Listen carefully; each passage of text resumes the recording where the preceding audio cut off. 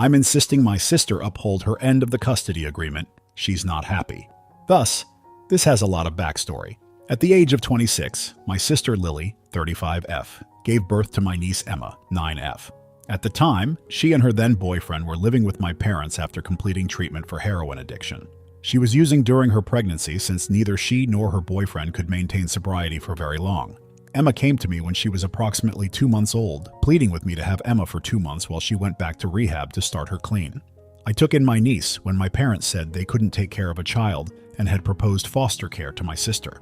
I was 22 years old, living in an economy apartment while putting myself through law school. After my sister left treatment, she reconnected with her drug-addled boyfriend, starting a 5-year cycle in which one of them would sober up only to be pulled back down by the other. Even though Emma's formal guardianship was only meant to last temporarily, I accepted it. I would have agreed to take Lily back every time she mentioned it, but only if they both passed a drug test, which never happened. My sister informed me that Emma was pregnant again when she was about 6 years old. She had been clean for nearly 8 months when she gave birth to my nephew, marking the beginning of a new chapter in her life. Naturally, moving back in with her parents after Emma had lived with me was incredibly difficult for both of us. After going to court, we were able to work out a custody plan where Emma still spends the week with her parents but comes home to me every weekend. After a year of attending family therapy as a whole, we quit once we established a rhythm.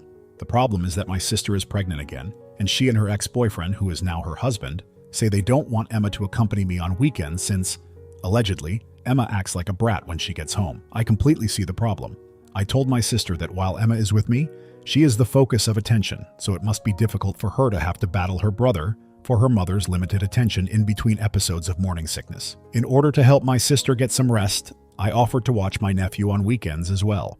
Alternatively, we may start family counseling again to help Emma process these changes. All my sister said to me was that Emma would not be spending as much time with me. After giving her permission to spend 2 weekends with Emma, I threatened to take her to court since she was refusing to cooperate. As per our custody arrangement, I remain one of Emma's legal guardians. She declared, "I'm not letting her be a real mother to Emma. I'm throwing the past in her face. I'm torn because although I loved every second I spent raising Emma for nearly 6 years, am I getting in the way? In addition, I believe my sister is fabricating the story that I don't want Emma to come because Emma phones me every evening asking what we are doing for the weekend and why I don't have time for her. All I want is what's best for Emma, okay? Reddit users, correct any misunderstandings with editing. Emma, who is 9 years old, has been clean for more than 3 years. Emma was gradually transitioned. For a year, she spent every other weekend with her parents, after which we shared the time equally, and now I have weekends. For those complaining that I make it hard for them to spend time with their families on the weekends, I have always been accommodating. And if they notified me they had plans, I would have no problem letting them bring Emma. It's not that they want to do things with Emma. Rather, it is that they don't want me to do things with Emma. I don't see how it will be any different if I take Emma to her grandparents. They send her brother to my parents' place on Saturday and Sunday so they can relax. They have sent Emma to her grandparents the previous 2 weekends. Being a stay-at-home mother who doesn't work, my sister spends a lot of time with Emma. She rarely leaves the house, which always appears to have been battered by a tornado, and weighs close to 300 pounds. My brother-in-law works in IT, so they're able to make ends meet. When Emma was 3 years old, my parents bought her a house in the hopes that it would help her regain custody. Emma is accompanied by me every week to karate, swimming, and Girl Scouts, and I stay in close contact with her to make sure she's doing well. In the last 3 years, my brother-in-law has relapsed twice. However, Emma was not forced to witness either time because he was expelled from the house. I genuinely don't think that folks who claim that they are using Emma as a babysitter are correct. Emma has a lot of activities because I think it's important that she be out of the house and active, even though my sister doesn't go out much. Furthermore, it seems that they recently gave her 2 hours to watch her brother, who is 3 years old, and she was so happy that they gave her $20. Edit.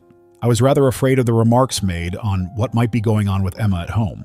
Emma's former therapist was contacted by me, and we scheduled a meeting for this Friday after school. We schedule our meetings so that she can speak with her therapist alone before I join her for a joint session.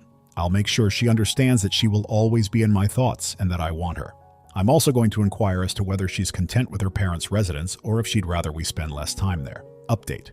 To put it briefly, my sister gave birth, and I currently have custody of the 3 kids. Emma disclosed to me the extent of Lily's mental manipulation during our emergency therapy session.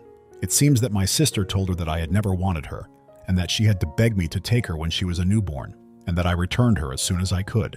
To give my sister credit where credit is due, my niece was not something I had originally wanted to take in. I was completely broke, living in an efficiency apartment during my first year of law school. It was unsettling to consider taking care of a baby while attending school even for a few months, and I wasn't sure how I would handle it. I was quite dependent on my parents and government aid. That didn't mean I wasn't in love with her or that I didn't want to return the favor.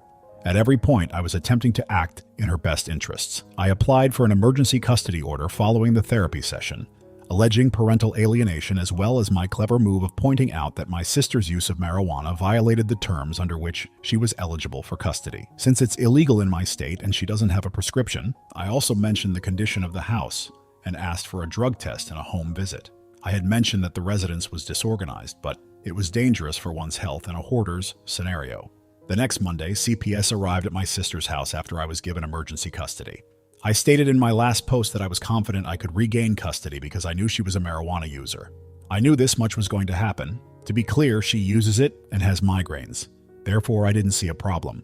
I wasn't beyond using it as a weapon, though, if necessary. But this is the point at which things unexpectedly went awry.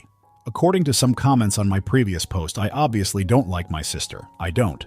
I adore her.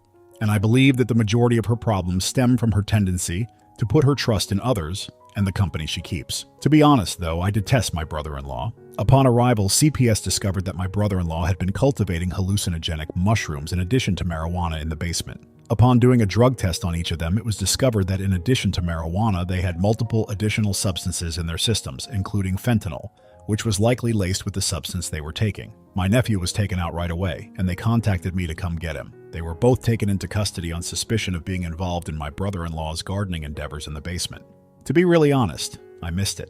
Despite the fact that she was pregnant and still using, I was unaware of her depression and saw no evidence of her using again. I am beyond words in how I betray you. I rapidly got used to having 2 children, but I was aware that she would soon have another baby. I then went to see my pregnant sister in jail and struck a deal.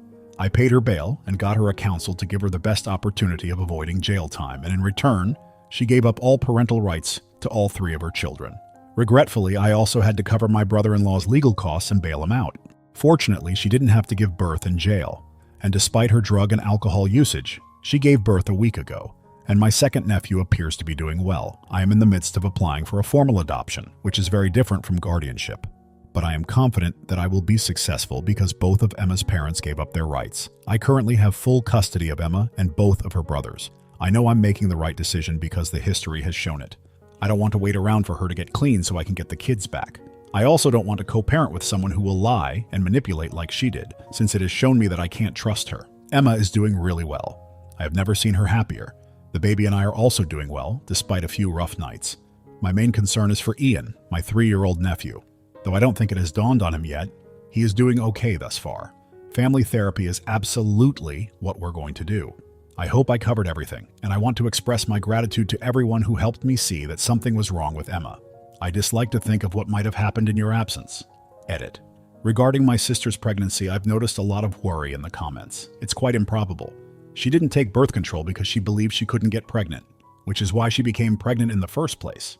She had to have one of her ovaries removed when she was a teenager, and the surgeon advised her chances of becoming pregnant were slim. My sister had to have a cesarean section since Emma was born breech, and she also had one for the other 2 children. The doctor said that because of the difficulties with the birth of my most recent nephew and the fact that she only had 1 ovary and significant scarring, it is highly improbable that she will become pregnant again. While the possibility of her having another child is not ruled out, the likelihood is so slim that given everything else I have to worry about, I am choosing to put that worry out of my mind for the time being.